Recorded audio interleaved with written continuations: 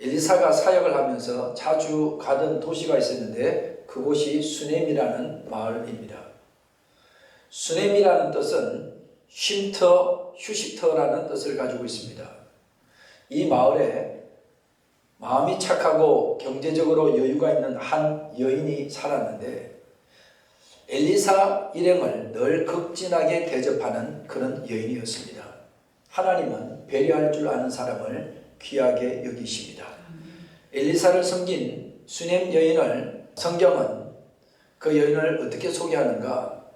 귀한 여인이다 라고 소개를 하는데 영어 성경에 보니까 well-to-do woman 이렇게 되어 있습니다. 부유한 여인이다 이렇게 영어 성경에 되어 있는데 이 말은 부유하기도 하지만 이 여인이 인격적으로 훌륭하다, 존경받을 만한 여인이다 라는 뜻입니다. 성경은 엘리사를 거룩한 사람, 귀한 사람이라고 말하는 것이 아니라 오늘 수넴 여인을 귀한 여인이다 라고 말을 하고 있습니다. 수넴 여인의 배려가 어떤 거였기에 성경은 그 여인을 귀하다라고 칭찬하고 있는 것일까? 이 여인이 엘리사를 강권하여 대접하는데 오늘 성경은 강권해서 음식을 먹게 했다. 이 말씀을 영어 성경에 보니까 urged him to stay 이렇게 되어 있습니다. 이 말은 한번 강권하는 정도가 아니라 음식을 차려놓고 피곤에 지치고 배고픈 엘리사 일행을 이 여인이 늘 섬겼다라는 것입니다. 그러니까 이 수넴 여인은 입술로만 립 서비스한 사람이 아니라 진심으로 엘리사를 섬긴 사람이었다라는 것입니다. 우리 주변에는 이 여인처럼 돈은 있는데 배려를 잘 못하는 인색하는 사람들도 많이 있습니다. 그러니까 돈이 있다고 다 돕는 게 아니더라고요. 있는 물질을 가지고 이 여인처럼 잘 섬길 수 있는 것은 축복이죠. 아름다운 배려는 지속적인 배려입니다. 한 번, 두 번 하는 배려는 누구나 할 수 있는 거예요. 그러나 지속적으로 이 여인처럼 하는 것은 쉬운 것이 아니라 말이에요. 수넴 여인의 이 배려는 점점 깊어집니다. 엘리사가 음식이 필요한 것을 알았지만 엘리사에게 또 더 필요한 것이 있다는 것을 알았어요. 수넴에 오실 때마다 머무를 수 있는 방이 필요하다는 것을 이 여인이 알았어요. 그래서 9절에 보니까 이 여인은 자기 남편에게 엘리사를 소개하면서 여보, 내가 보니까 칠흑 같은 영적인 어둠에 빠진 이 북이스라엘 땅에 이만한 하나님의 거룩한 사람은 없어요.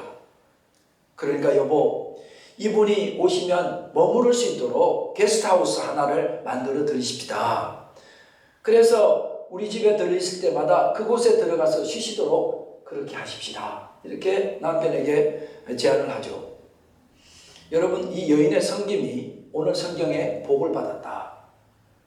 그런데 이 여인의 섬김이 복을 받을 수 있었던 것은 늘 이 여인의 마음 한가운데는 내가 어떻게 저분을 잘 섬길까를 늘 고민했던 것 같다라는 것이죠. 늘 자기를 위해서 헌신하고 이렇게 사역하는 사람들을 축복하는 이 여인을 보면서 엘리사가 얼마나 감동했을까. 그래서 이 엘리사가 어느 날 이 착한 수넴 여인에게 뭔가를 해주고 싶은 거예요. 그래서 엘리사가 이제 수넴 여인을 불러놓고 이야기합니다. 내가 왕도 알고 내가 사령관도 안다. 혹시 내가 부탁하고 싶은 거 있으면 나한테 부탁해봐라. 이렇게 이야기하니 여인이 이렇게 대답합니다. 나는 내 백성 중에 거주하나이다. 이게 무슨 말이냐면은 저는 그냥 내가 살고 있는 이 사람들 틈에 거주하는 것으로 만족합니다. 이게 무슨 말이냐? 네가 원하는 것이 있으면 말 좀 해봐라. 이렇게 말을 했는데 그러면 보통 사람은 내가 이게 필요합니다. 저게 필요합니다. 이렇게 이야기했을 건데 엘리사를 섬길 때 엘리사를 통해서 그 어떤 것도 받으려고 하지 않았다라는 거예요. 섬김 그 자체로 기뻐하고 행복했다라는 것입니다. 여러분, 섬김 자체가 목적이 될 때는 우리는 그 섬기는 것을 통해서 상처를 받을 이유가 없어요. 그런데 많은 분들이 누군가를 열심히 섬기고 또 목회자를 열심히 섬기다가 상처를 받는 이유가 뭘까요? 그것은 내가 섬김으로 인하여 나에게 적어도 이 정도는 나에게 대우를 해줘야 된다라고 생각하기 때문에 우리는 상처를 받는다라는 거예요. 그러므로 참된 섬김은 어떤 보상을 바라보고 섬기는 것이 아니라는 것입니다. 기억하십시오. 오늘 이 여자의 참된 섬김, 진짜 섬김에는 하나님이 틀림없이 보상을 해준다. 하나님의 보상이 있다는 것을 잊지 마십시오. 엘리사는 뭔가를 해주고 싶은 거예요. 그런데 어느 날 엘리사의 제자 가운데 이 게하시라는 이 제자가 선생님, 이 가정에 제가 생각할 때 꼭 필요한 게 하나가 있어요. 그게 뭐냐? 이 가정에 아이가 없습니다. 남편은 나이가 많고 결혼 생활을 한 지 오래 되었는데 아직까지 이 가정에 아이를 갖지 못했다라는 이야기를 엘리사가 들어요. 그 이야기를 듣자마자 엘리사가 기도를 하고 이 여인에게 믿음으로 선포합니다. 16절에 보니까 1년 뒤에 아들을 안고 있을 거다. 그러니까 이 여인이 내 주 하나님의 사람이여 당신의 계집종을 속이지 마옵소서 하니라. 왜 이런 말을 했을까요? 남편은 나이가 많아 늙었는데 지금 너무 현실성이 없는 이야기를 하는 거죠. 엘리사가. 수넴 여인은 결혼을 해서 아이가 생기지 않으니까 나름대로 의사도 찾아가 보았을 것이고 좋은 약도 먹어봤을 것이고 또 하나님께 부르짖어 아기 생기게 해달라고 기도도 했을 것입니다. 그런데 아무리 노력하고 아무리 기다려도 응답이 없는 거예요. 부르짖어 기도하면 하나님이 응답하신다고 하셨는데 그게 자기한테는 해당이 되지 않는 것 같은 거예요. 여러분, 촛불을 켜놓고 시간이 지나면 어떻게 됩니까? 촛불이 점점 작아지다가 흔들리다가 그 다음에 꺼져버리죠. 수넴 여인도 마찬가지입니다. 아들을 낳을 수 있다라는 막연한 희망을 가졌는데 이 희망마저 시간이 지나갈수록 이 희망이 흔들리다가 마치 꺼진 촛불처럼 희망이 꺼져버린 상태인 것입니다. 그래서 엘리사가 너 필요한 거 없냐라고 물었을 때 괜찮다고 대답한 것은 진짜 괜찮아서 괜찮은 것이 아니라 이미 자기는 희망의 불씨가 완전히 꺼져버린 그녀의 마음을 드러내고 있는 거라는 것입니다. 자, 여러분, 지금 이 수넴 여인에게 하나님은 어떤 분일까요? 수넴 여인에게 하나님은 내가 아무리 기도를 해도 내가 아무리 부르짖어도 내 기도에 응답하지 않고 내 문제를 해결해 주지 않고 내 마음을 위로해 주지 못하는 하나님인데, 그러면 이 여인의 마음은 충분히 섭섭할 수 있고 하나님께 실망을 느낄 만도 한데 그런 상황 속에서 뭐라고 이야기합니까? 하나님의 사람 이 종을 우리 집에 모셔야 되겠다. 이 마음은 무엇일까요? 그래도 나에게는 주밖에 없습니다. 이 고백이라는 것입니다. 비록 하나님이 내 기도에 응답하지 않으시고 내 소원하는 것을 채워주지 않았지만은 내겐 주밖에 없습니다. 물론 그녀의 감정 속에는 내가 기도했는데 기도에 응답하지 않은 하나님이 원망스럽고 섭섭할 수 있어요. 그런데 그 원망스럽고 섭섭한 마음 속에도 그녀가 붙들고 있는 게 하나가 있었어요. 그게 뭐냐? 그래도 나에게 복을 주실 분은 하나님밖에 없습니다 라고 믿었던 거라는 것이죠. 그렇기 때문에 엘리사를 자기 집에 오시게 되었던 것이고 엘리사의 기도를 받아서 아들을 낳는 축복을 받게 되었다라는 것입니다. 여러분, 그렇습니다. 아무리 내 인생이 힘들어도 우리에게는 주님밖에 없습니다. 아멘. 사람은 자신의 처지가 불행하고 힘들다고 생각하면 하나님을 배신하는 사람들이 많아요. 이게 당연한 거예요. 내가 아무리 기도해도 내가 아무리 사모해도 내 뜻대로 되지 않고 점점 내 인생이 불행의 늪에 빠지고 내가 남들에게 조롱거리가 된다고 생각한다면, 내 뜻대로 되는 것이 하나도 없다라고 생각한다면 사람들은 실망하고 하나님을 결국 떠나가죠. 그런데 이 여인은 똑같이 어렵지만은 자기의 마음을 비우고 하나님을 붙들더라는 거예요. 하나님이 내게 응답하지 않을지라도 내가 먼저 하나님을 신뢰하고 있는 거죠. 내가 먼저 하나님을 찬양하는 거예요. 그게 하나님을 감동시켰던 것 같아요.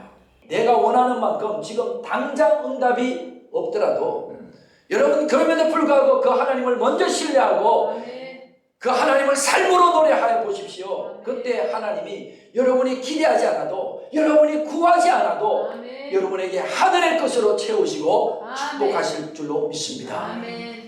아이를 아는 수넴 여인은 그 축복 속에서 너무 행복한 시간을 보냅니다. 이 아이가 무럭무럭 자랍니다. 어느 날 아버지와 종들이 바깥에서 열심히 추수를 하고 있는 때였습니다. 이스라엘은 추수 때 햇볕이 굉장히 강렬합니다. 근데 이 아이가 그때 밖에 나가서 막 놀다가 갑자기 아이고 내 머리야, 아이고 내 머리야, 아이고 내 머리야, 아이고 아프다, 아이고 어지럽다 이러더니 아버지가 종들에게 빨리 애를 데려다가 엄마한테 데려다 주라고 그래서 이 아이가 엄마 품에 오게 되죠. 그런데 이 아이가 아이고 머리야, 아이고 내 머리야 이렇게 시름시름 앓더니 그만 엄마 품에서 죽어버립니다. 아이가 죽었다라는 말은 소망이 끊어졌다라는 말이고 기쁨이 끝났다라는 거예요. 그리고 그의 삶의 목적도 의미도 죽었다라는 거예요. 여러분 어렵게 얻은 아들이었습니다. 그런데 눈에 넣어도 아프지 않는 이 아이가 자기 품에서 죽었어요. 약속이 현실이 되어 좋았는데 그 현실이 하루아침에 다 무너져 버린 거예요. 이것이 얼마나 아픈 장면인지 몰라요. 하나님이 주신 선물을 하나님이 확 뺏어간 것처럼 느껴지는 순간, 여러분 오늘 이민의 삶을 살아가는 우리들에게 이런 순간들이 있어요. 겨우 이제 미국에 와서 자리를 잡았다고 생각했는데 어느 날 갑자기 무너지는 거죠. 자녀가 잘 될 줄 알았는데 이 자녀가 흔들립니다. 건강이 무너지고 관계가 무너지고 직장이 무너지고 마음의 평안이 한순간 흔들리는 이런 때가 많단 말이에요. 그때 우리는 좌절하고 하나님을 떠나가지만 수넴 여인의 이 반응은 놀랍습니다. 21절부터 보면 그 아이가 죽은 이 시신을 어디에 두었느냐, 그 엘리사 침상 위에 두었다고 했어요. 이것은 포기한 것이 아니라 하나님의 역사를 기대하고 있는 이 여인을 말하는 것입니다. 수넴 여인은 이 아이의 죽음 장례를 준비하는 것이 아니라 다시 살아날 것을 준비하고 있는 이 여인을 볼 수 있어요. 엘리사가 늘 와서 쓰던 게스트룸에 침대 위에 두고 문을 닫고 나와서 남편에게 나귀의 안장을 지우고 하나님의 사람 엘리사에게로 가겠다고 말을 합니다. 그런데 23절에 보니까 남편이 아니 오늘 무슨 날인데 안식인도 아닌데 무슨 일로 갑자기 엘리사에게 가냐고. 그런 남편에게 여인이 뭐라고 이야기하는가? 평안을 비나이다. 지금 이 여인이 남편에게 It's alright 이렇게 말합니다. 지금 이 여인이 아들을 잃은 슬픔 가운데 It is well. 여러분 정말 평안할 수 있는 것이 하나도 없는 순간에 그 여인은 It is well. 평안하다는 말을 하고 있는 것입니다. 여보 다 잘 될 거니까 걱정하지 말아요. 그리고 여인은 곧장 갈멜산으로 올라갑니다. 갈멜산은 누가 있어요? 엘리사가 있죠. 여러분 그렇습니다. 우리가 살다가 우리에게도 이렇게 가장 어려운 순간이 왔을 때 인생의 갈멜산이 있는 사람은 행복한 사람인 줄로 믿습니다. 정말 마음이 무너지고 인생이 힘들고 더 이상 아무것도 할 수 없을 때 여러분은 그 힘든 마음을 가지고 어디로 가십니까? 여러분의 갈멜산은 어딘가요? 우리가 인생을 살다 보면 수넴 여인처럼 기가 막히고 내 인생의 문제를 내가 다룰 수 없을 만큼 절박할 때 우리에게도 영적인 갈멜산이 있어야 된다는 것입니다. 그곳에 가서 그 문제를 내려놓고 내 문제를 해결할 수 있는 영적인 갈멜산이 우리에게도 필요하다는 거예요. 나는 그곳이 오늘 이 예배하는 자리가 되기를 바랍니다. 엘리사가 이 여인이 왔다는 말을 듣고 깜짝 놀랍니다. 왜요? 이 여자가 지금 올 이유가 없거든요. 사환이었던 게하시에게 26절을 보니까 너는 빨리 달려가서 그녀를 맞고 이르기를 너는 평안하냐? 내 남편은 평안하냐? 아이가 평안하냐? 라고 물으라고 했어요. 근데 이 여인이 뭐라고 대답하는가? 평안하다. Are you alright? 이렇게 물어보니까 내 남편은, 내 자식은 평안하냐라고 3번을 물어요. 그런데 이 수넴 여인은 Everything is alright. 모든 것이 평안합니다. 아이가 죽었는데 어떻게 지금 이런 이야기를 할 수 있을까요? 이 여인은 하나님께서 아이를 주셨던 분이라면 이 아이의 죽음의 문제도 하나님이 해결하실 것이라는 믿음을 가지고 있었던 거예요. 이민의 삶을 살면서 우리가 어떤 일을 당할지 몰라요. 중요한 것은 It is well. It is well. It is well with my soul. 우리의 마음이 평안한 이유는 우리의 문제가 해결되었기 때문이 아니라 이 문제가 나의 것이 아니기 때문에 우리는 평안할 수 있어야 된다는 거예요. 그때 우리들이 하나님 앞에 오로지 설 수 있을 때 우리의 마음에 찾아오는 것이 It is well. 하나님의 평안함. 오늘 저와 여러분에게 It is well. 이 평안함이 있게 되기를 축원합니다. 27절 28절을 보니까 하나님의 사람에게 나아가 이제 이 여자가 엘리사에게 가서 그 발을 끌어안아요.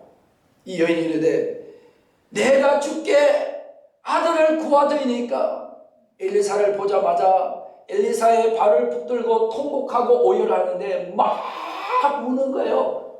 이제까지는 이 여자 애가 죽어도 울지도 않고 평안하다 그러면 평안하다 그러는 보니까 이게 엄마냐 이렇게 생각했는데 엄마는 엄마인 거예요. 막 통곡하고 오열을 하는 거예요. 자기 아들의 이름을 불러가면서 처절하게 울고 통곡하는데 엘리사가 옆에서 볼 수가 없는 거예요. 그러면서 엘리사에게 원망을 쏟아냅니다. 내가 언제 아들 달라고 했어요? 당신이 기도해줘서 아들 낳게 해주어서 이 아들로 내가 그동안 잠시는 행복했지만은 결국 이런 슬픔을 주려고 나에게 아들 준 거냐고. 아들의 죽음에 대한 원망을 지금 엘리사에게 쏟아내고 있는 거예요. 지금 이 절망스럽고 원망스러운 상황을 해결할 수 있는 분은 하나님밖에 없다고 믿었기에 하나님의 종 엘리사 앞에 가서 오열하고 울었던 거예요. 누군가를 향한 원망의 마음을 사람에게 가져가지 않고 하나님께로 가지고 가는 이 여인. 문제를 세상으로 가져가지 않고 하나님께로 가져가려는 이 여인의 태도. 꾹꾹 참고 인내하다가 그 문제를 결국 하나님 앞에 가서 통곡하며 울며 터뜨리는 이 여인. 하나님께로 가져가는 이 여인. 처음에는 엘리사가 자기 사환 게하시를 보내줘. 빨리 가서 엘리사의 지팡이를 죽은 아이 얼굴에다 갖다 놓으라는 거예요. 왜냐하면 그동안 엘리사의 지팡이를 통해서 많은 기적이 일어났거든요. 달려가서 이제 죽은 아이 얼굴에 갖다 놨더니 아무런 일이 일어나지 않아. 그래서 아무런 일이 일어나지 않는다고 이랬을 때 이 여인은 어떻게 합니까? 포기하지 않아요.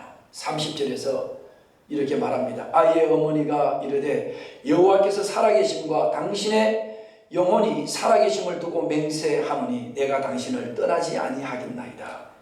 이것은 무슨 말입니까? 단순히 저와 같이 가주세요라는 부탁이 아닙니다. 나는 끝까지 하나님을 붙들겠다는 믿음의 결단이에요.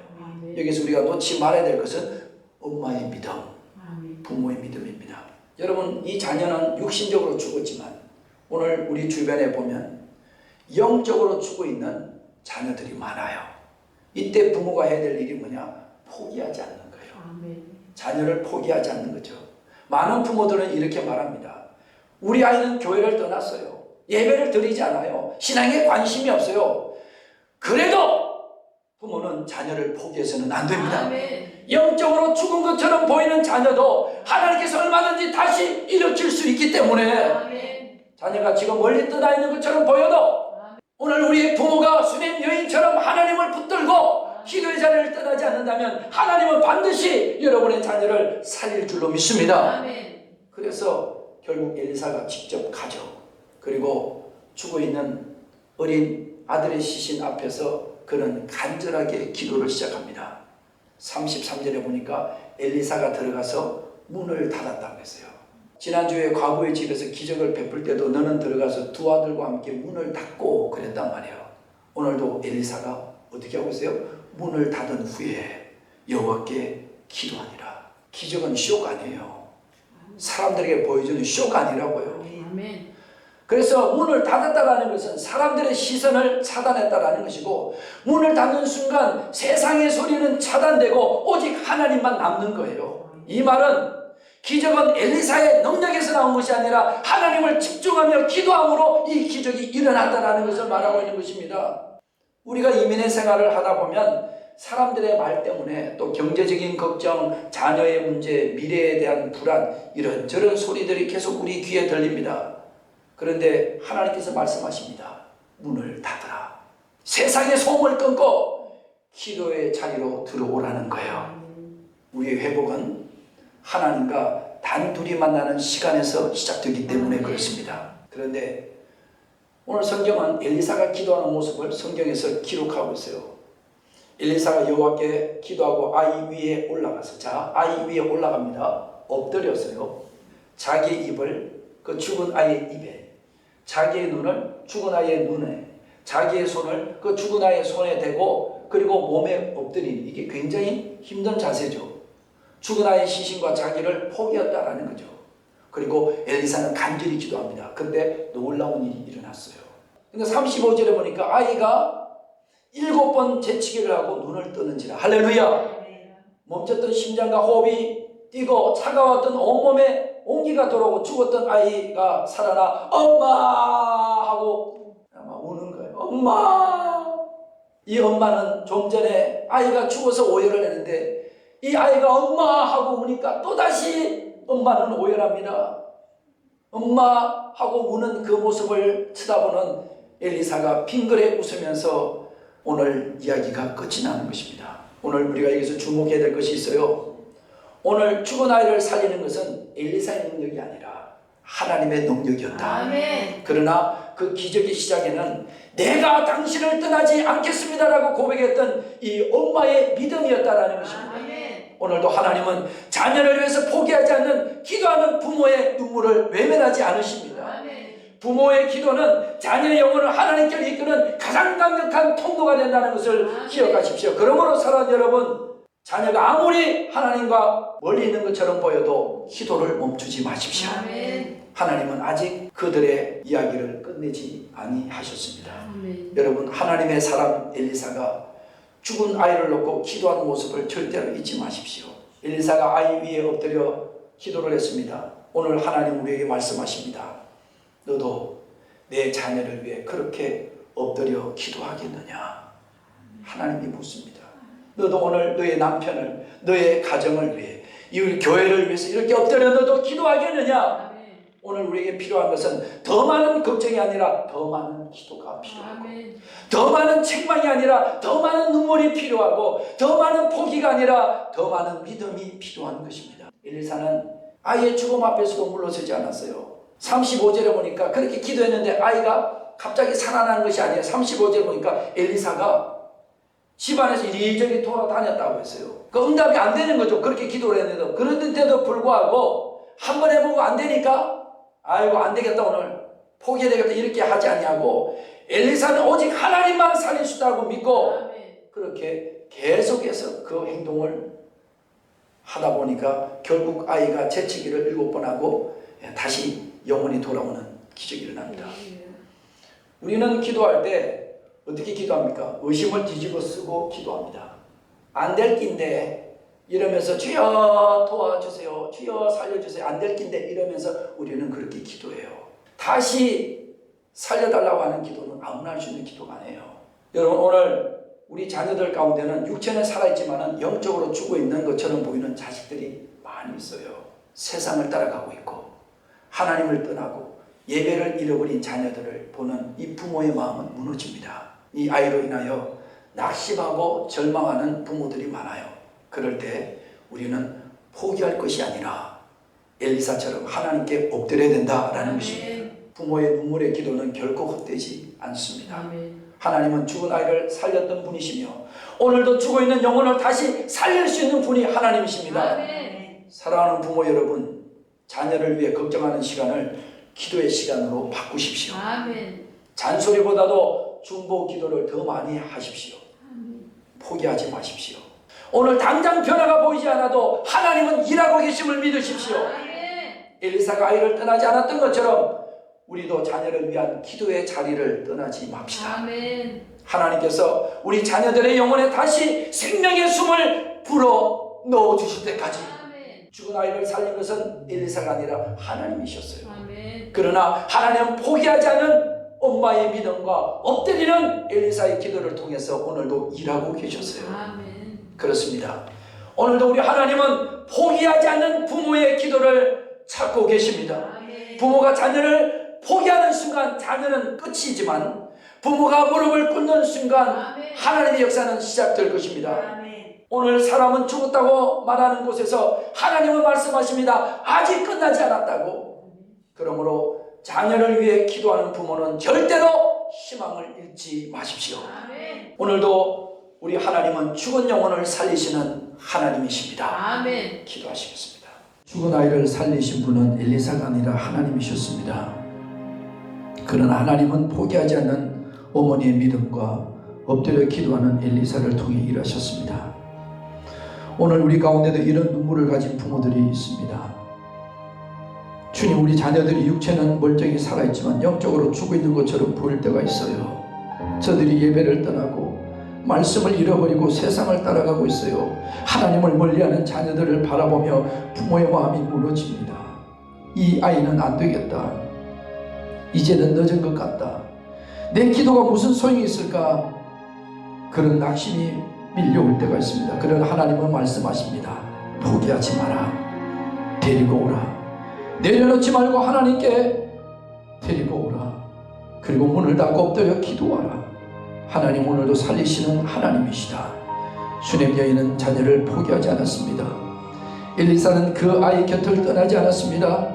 오늘 우리도 기도의 자리를 떠나지 않기를 하나님이 원하십니다.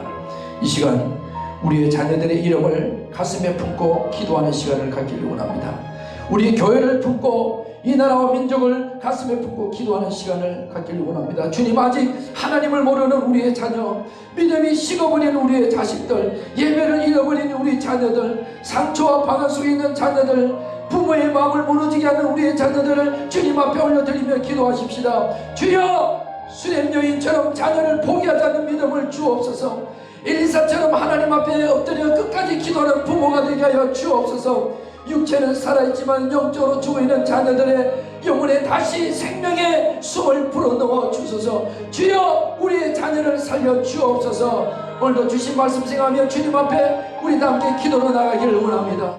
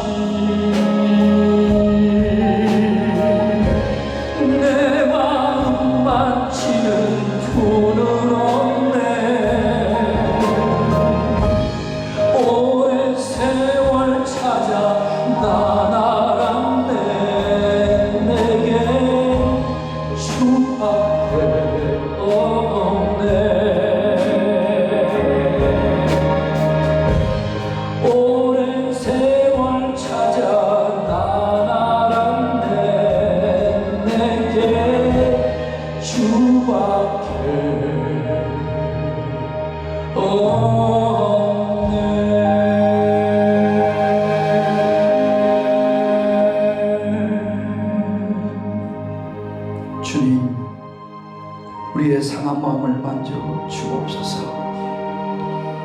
오늘도 자녀 때문에 울고 있는 부모의 마음을 만져 주옵소서. 겉으로는 괜찮은 척하지만은 속으로 무너져 내리는 부모의 심령을 붙들어 주옵소서. 주잡이 강같이 우리 가정 가운데 흘려보내 주소서. 메마른 심령 위에, 식어버린 예배 위에, 멀어진 자녀의 마음 위에, 눈물의 기도 위에 주님의 자비가 강같이 흐르게 하옵소서. 주님, 주의 손길로 치유하여 주소서. 상처 입은 자녀를 치유하시고 분노와 두려움과 상처와 중독과 방황 가운데 있는 자녀들을 치유하시며 부모와 자녀 사이에 깨어진 관계도 치유하여 주옵소서.